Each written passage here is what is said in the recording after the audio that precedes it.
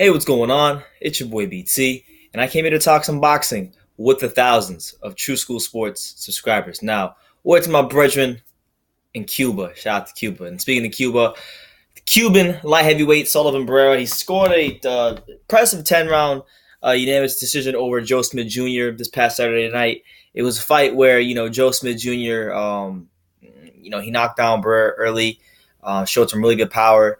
He fought for the majority of that fight with, I believe, it was a broken jaw. So, once again, Barrera's his third fight since losing to Andre Ward, and he's been getting better with time. He beat a very highly ranked prospect in Slava Shabransky, beat a solid opponent in Paul Parker, and then now beats a Joe Smith Jr. that was coming in with a lot of momentum. Two very huge wins that made his career what it is right now over Van Farah and Bernard Hopkins.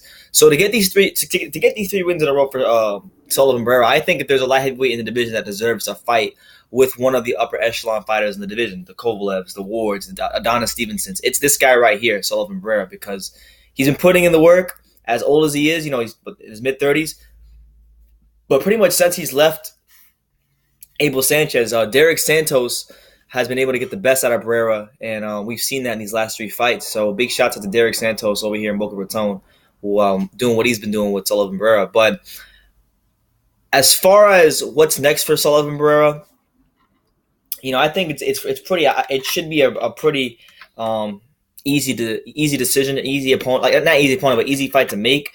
As far as the next opponent, I don't think he'll be able to get landed an Adonis Stevenson fight. And an Andre Ward fight is always a hard one to get made. So it looks like, from what many people are saying, that his next opponent could be none other than Sergey the Crusher Kovalev. And, Kovalev's a guy that, you look at his last two fights, I thought he won the first Ward fight, and then he didn't look he didn't look as good in the second Ward fight, although I think he was winning. I had him on my card before a stoppage. Regardless, Kovalev looks like he's been declining a little bit. He's slowed down since he's been slowing down, and he's kind of, you'd be led to believe that he's trending downward and Barrera's trending upward. So I think the fight would be a very interesting one. I don't know who would come out on top. I'd have to really sit down and think about that one. A lot of it too is because Kovalev, from his side of things, we don't even know who his trainer is going to be. We don't know any of that stuff. So because John David Jackson and him are not working together anymore. So it's if that fight were to happen next, it could be the perfect timing for Sullivan Barrera, because Kovalev has mentally been damaged by these two, one being a gift and the questionable stoppage in the second fight by Ward. So he's been damaged by that for sure mentally, and it's going to take a lot for him to come back from that. It takes a lot for any fighter to come back from that. But if there were ever a time for Barrera to fight Kovalev, it'd be right now. And he actually has something to say about regards to his future. He said, I quote, "I am another fight towards achieving my ultimate goal. I'm glad I had the chance to show my skills and heart on HBO again. There is no reason to call anyone out.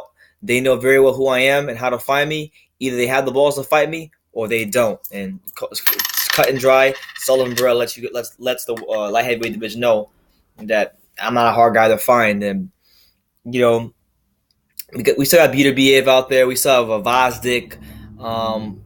And Kovalev as well. So, Barrera's got a lot of options in a division that seems to be getting more stacked by the month. And, big shouts out to him, man. He's definitely improved a lot since that over the last year and a half. He's probably been one of the most improved fighters in boxing. He had potential under Abel Sanchez, but I think the Derek Santos partnership with him has really taken his career to another level, and he's been able to find his identity in himself as a fighter. So, it's good to see that. It's good to see these two guys, Joe Smith and Sullivan Barrera, put a good fight on for the fans this past Saturday night. Two guys that deserve everything they got in boxing. No excuses from either side. All good stuff, man. Good stuff from that fight. And for Sullivan Barrera, a Kovalev fight, I think would be right now. If there was ever time to fight Kovalev, it'd be right now. But you guys let me know in the comments down below. Barrera versus Kovalev. Who do you got in that fight? I think it'd be, at this point, I'd probably favor Kovalev, but not very confidently, just because you don't know which Kovalev's going to show up at this point. And that's what it is, man. So let me know what you guys think in the comments down below. Take the time to subscribe, and you can love me or you can hate me, but I'm just a kid from Daniel. So until next time, take care, guys.